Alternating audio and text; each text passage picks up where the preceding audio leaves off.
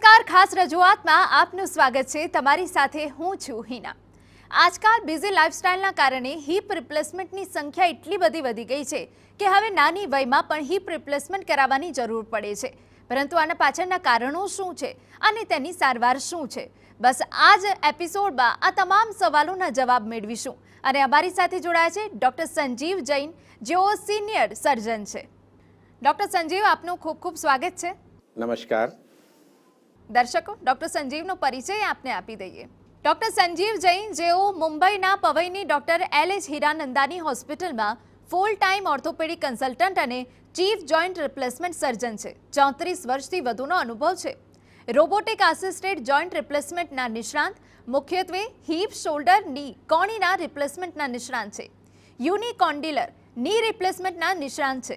DAA director એન્ટીરિયર approach દ્વારા સંપૂર્ણ heap રિપ્લેસમેન્ટના નિષ્ણાંત છે। ની રિવિઝન અને હિપ જોઈન્ટ રિપ્લેસમેન્ટના નિષ્ણાંત છે। 7500થી વધુ जॉइंट रिप्लेसमेंट सर्जरी करी चुकिया है। डॉक्टर, पहले आपसे ये जानना है, हिप का जोड़ क्या है? यह घुटने या अन्य जोड़ों से किस तरह अलग है?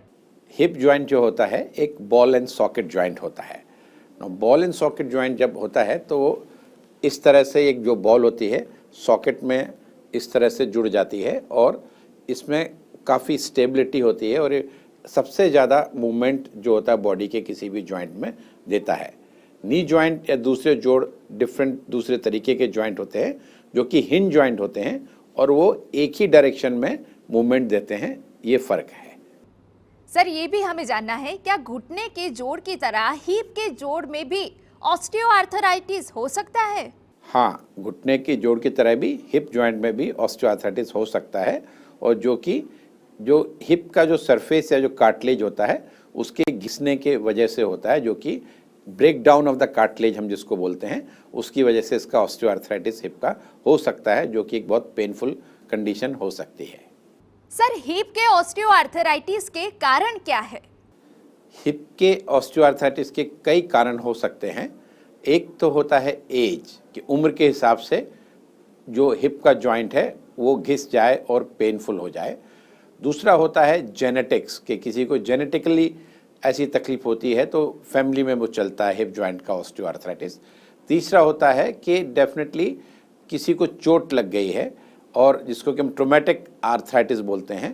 इनिशियली जब चोट लगती है हिप जॉइंट को, बाद में जाके वो आर्थराइटिस में चेंज हो जाता है, कन्वर्ट हो जाता है। और चौथा होता है वेट, हैवी वेट पेशेंट्स, जिनको भी आगे जाके तकलीफ हो सकती है।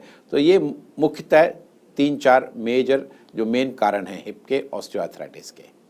डॉक्टर, हमें ये भी जानना है, हिप के ऑस्टियोआर्थराइटिस के शुरुआती लक्षण क्या है? हिप का ऑस्टियोआर्थराइटिस में नेचुरली जब कभी भी किसी जॉइंट में तकलीफ चालू होती है तो सबसे पहले दर्द होता है या पेन होता है पेशेंट को। दूसरी चीज़ है कि पेशेंट को कभी कभी लगता है कि उसको स्टिफ लग रहा है, जड़ लग रहा है, जिसको हम बोलते हैं कि मूवमेंट कम हो गए हैं। तीसरी चीज़ ये हो सकती है कि चलने फिरने में भी तकलीफ हो और उसकी वजह से पेशेंट को चलने में लिम्प आ रहा है या लंगड़ापन आ रहा है। तो ये 3-4 मेजर चीज़ें होती हैं जो कि हिप के ऑस्टियोआर्थराइटिस में पेशेंट आके डॉक्टर को बताता है। डॉक्टर, ये भी बता दीजिए, हिप के ऑस्टियोआर्थराइटिस को कैसे जाने या फिर इसका निदान कैसे करें? पहला चीज़ तो कभी भी कोई भी तकलीफ हो तो इसमें खुद से निदान करने की ज़रूरत नहीं होनी चाहिए, क्योंकि अगर आपको नॉलेज नहीं है इस बारे में तो शायद आप उसको गलत ट्रीटमेंट कर सकते हैं। हाँ, पहले जब तकलीफ होती है तो पहली बार आप आपके डॉक्टर के पास जाइए और आपका डॉक्टर आपको देखने के बाद बताएगा कि तकलीफ क्या है और उस तकलीफ के हिसाब से वो आपको हो सकता है मेडिकेशंस दे या फिर कुछ इन्वेस्टिगेशन आगे जाके करे, पता लगाने के लिए कि डेफिनेटली इसमें क्या क्या तकलीफ है। कुछ एक्सरे की या कुछ ब्लड टेस्ट की या कोई अलग तरह की स्कैनिंग या MRI या CT स्कैन की ज़रूरत है कि नहीं है, पर इसको खुद ही होके अपने आप से ट्रीट नहीं करना चाहिए।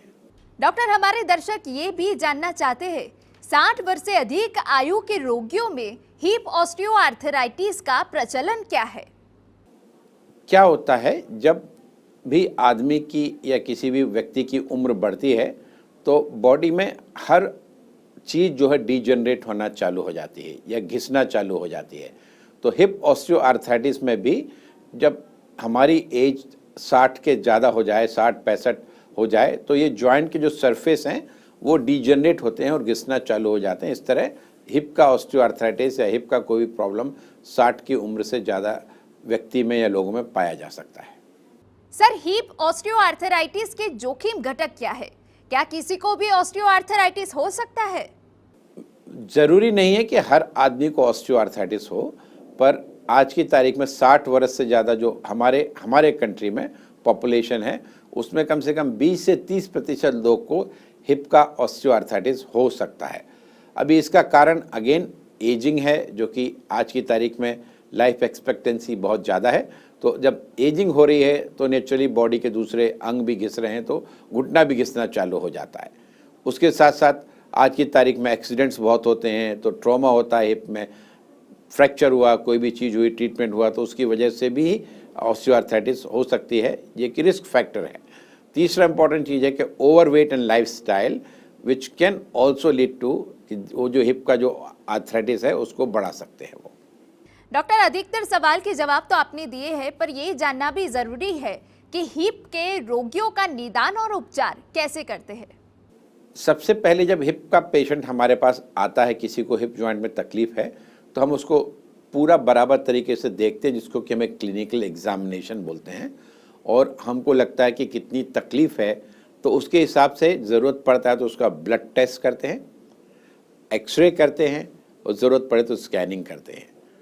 अगर वो 3 स्टेज में आप डिवाइड कर सकते हैं उस चीज़ को, कि बहुत ही अर्ली स्टेज में है, तो हम उसको सिंपल मेडिकेशन से पेन कम करने के लिए कुछ फिजियोथेरेपी या एक्सरसाइज से ट्रीट कर सकते हैं। अगर इंटरमीडिएट स्टेज में है तो नेचुरली कुछ मामूली सी सर्जरी भी एडवाइस की जा सकती है। और बहुत एडवांस स्टेज में है तो उसमें हिप जो पूरा ख़राब हो गया है या घिस गया है उम्र के हिसाब से, उसमें हिप रिप्लेसमेंट सर्जरी की बात की जा सकती है। તો દર્શકો, ડોક્ટર સંજીવ આપણી સાથે જોડાયેલા છે. ચર્ચાને આગળ વધારીશું, રોકાઈએ એક વિરામ માટે.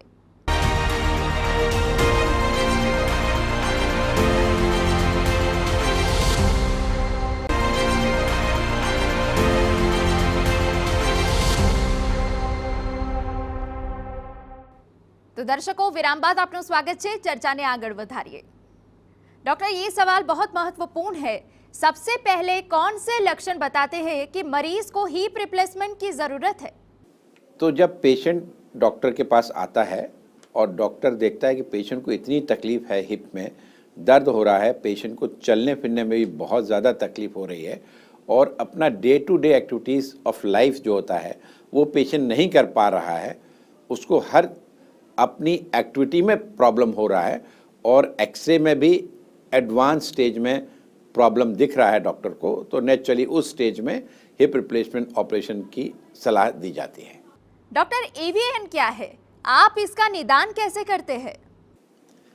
एवीएन का मतलब होता है avascular necrosis of hip joint. तो बॉडी में हर चीज़ जो जीवित है वो एक ब्लड सप्लाई की वजह से जीवित होती है।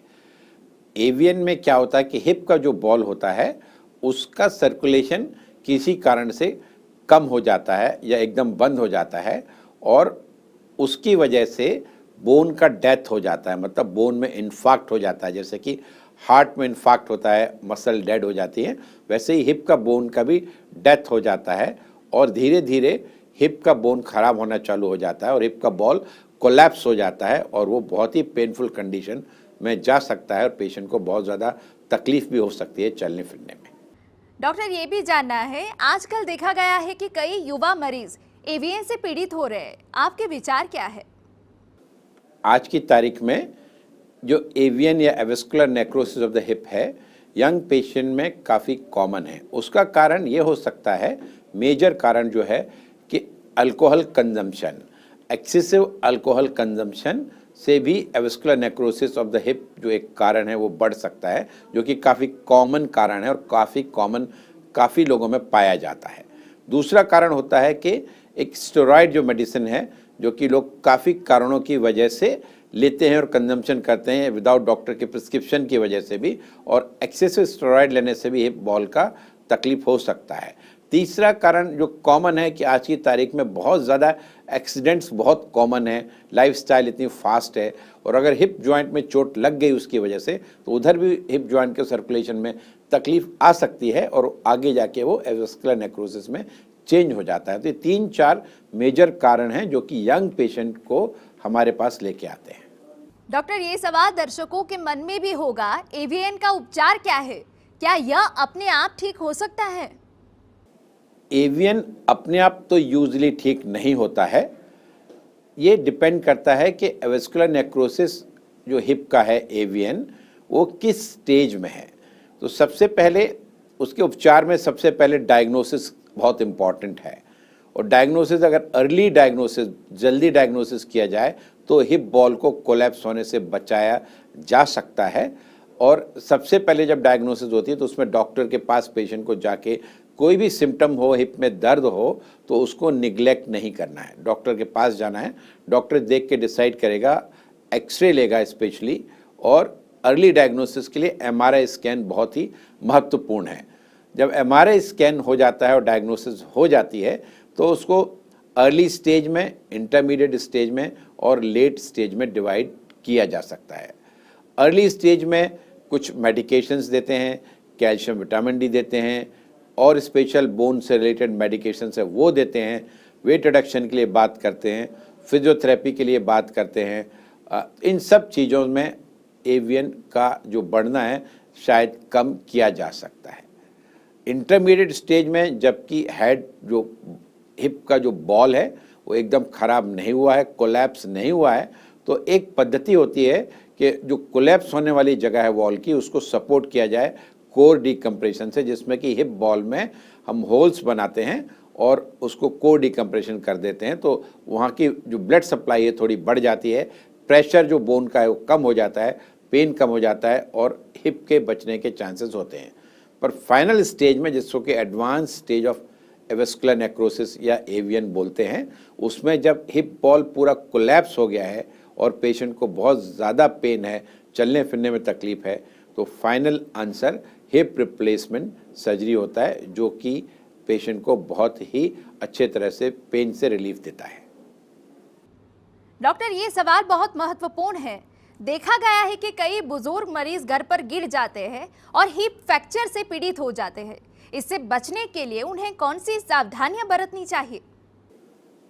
सबसे इम्पॉर्टेंट चीज़ आज की तारीख में ऐसा है कि कोई भी बुज़ुर्ग अगर घर में है तो उनको एक सपोर्ट सिस्टम की ज़रूरत होती है। अगर वो अकेले रहते हैं, और स्पेशली जो ये गिरते हैं बुज़ुर्ग लोग घर में, वो यूजली लेट नाइट को या बहुत ही अर्ली मॉर्निंग को गिरते हैं, उस समय जब वो बाथरूम वगैरह जाते हैं तो स्लिप हो जाते हैं। तो इसलिए सबसे इम्पॉर्टेंट चीज़ ये है कि जब वो मूव करते हैं उनके लिए कुछ सपोर्ट सिस्टम होना चाहिए। अगर किसी को बहुत ज़्यादा चलते नहीं बनता तो स्टिक हाथ में हो या वॉकर हाथ में हो, कारपेट वगैरह घर में अच्छे से हो जिसमें कि पैर ना फंसे, या फिर टॉयलेट्स वगैरह जो होते हैं बहुत लोअर हाइट के हो तो थोड़ा ऊंचे हाइट के होने चाहिए, और उसकी वजह से बाजू में कुछ हैंडल वगैरह होना चाहिए जो पकड़ के चलें, बाथरूम वगैरह गीले नहीं होने चाहिए। तो ये सब सारी चीज़ें अगर प्रिवेंट करते हैं तो हिप के फ्रैक्चर होने के चांस, जो कि गिरने की वजह से, काफ़ी कम या मिनिमाइज किए जा सकते हैं। तो दर्शकों, हिप रिप्लेसमेंट ने लઈને डॉक्टर अनेक सवालના જવાબ આપી રહ્યા છે। રોકાઈએ એક વિરામ માટે।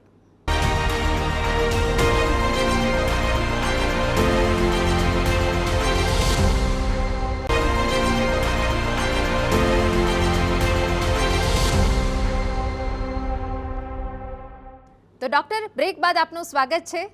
चर्चाને આગળ વધારીએ। डॉक्टर, हिप रिप्लेसमेंट में कौन सी तकनीकें इस्तेमाल की जाती है? क्या इसमें संक्रमण का भी जोखिम है?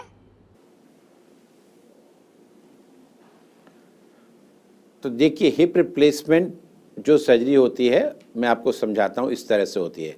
ये हिप जॉइंट है, एक मॉडल है। हिप का एस्टेबुलम में सॉकेट ये होता है, जो कि सॉकेट खराब हो गया है तो उसको हम एक मेटल शेल और प्लास्टिक से रिप्लेस कर देते हैं। और जो बॉल है उसमें भी एक मेटल का बॉल हो सकता है या सिरेमिक का बॉल हो सकता है, जिसको कि हम थाई बोन या फीमर में अंदर डाल सकते हैं। अभी हिप रिप्लेसमेंट जब करते हैं तो ये इसको इस तरह से फिट किया जाता है और ये जॉइंट इस तरह से असेंबल हो जाता है और सारे मूवमेंट करता है और फंक्शन देता है। तकनीक के हिसाब से इसमें 2 या 3 तरह की तकनीक होती हैं।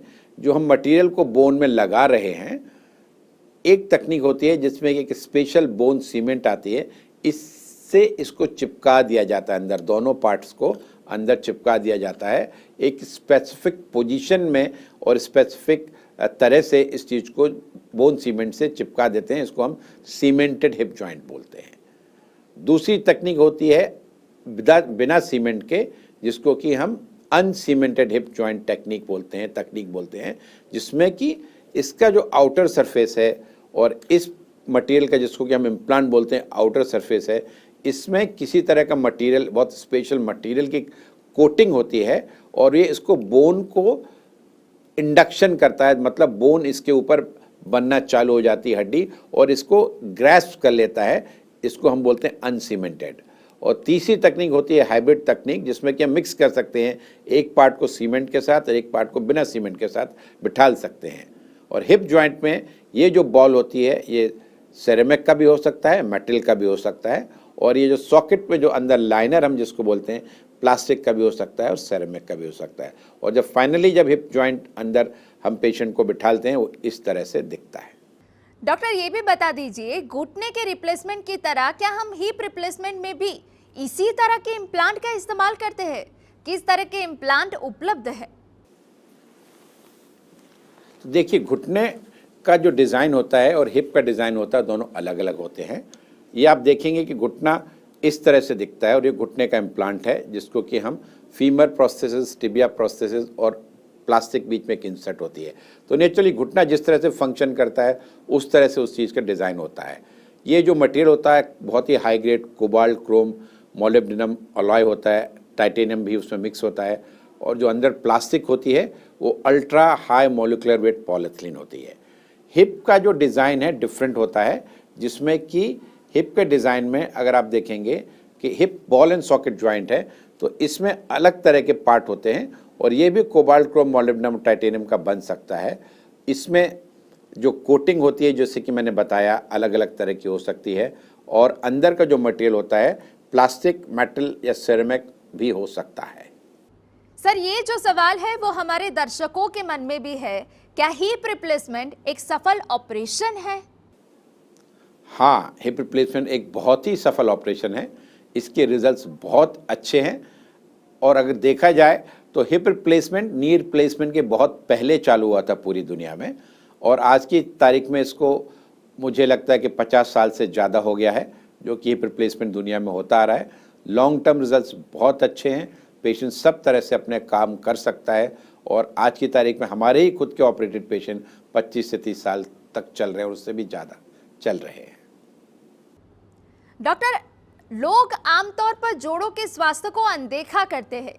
क्या आप बता सकते हैं कि जोड़ों की देखभाल कैसे करें ताकि हम भविष्य में गठिया से खुद को बचा सके? नॉर्मल तौर पर हमें क्या करना चाहिए, एक सिंपल फिजियोथेरेपी या एक्सरसाइज प्रोग्राम जो पुराने ज़माने में, आज के ज़माने में काफ़ी लोग करते हैं, योगा जैसी चीज़ है, जिसमें कि आपको सारे जॉइंट्स का मूवमेंट्स करते रहना है, अपनी मसल्स को स्ट्रेंथन करते रहना है, और रेगुलर कैल्शियम, विटामिन डी लेना है।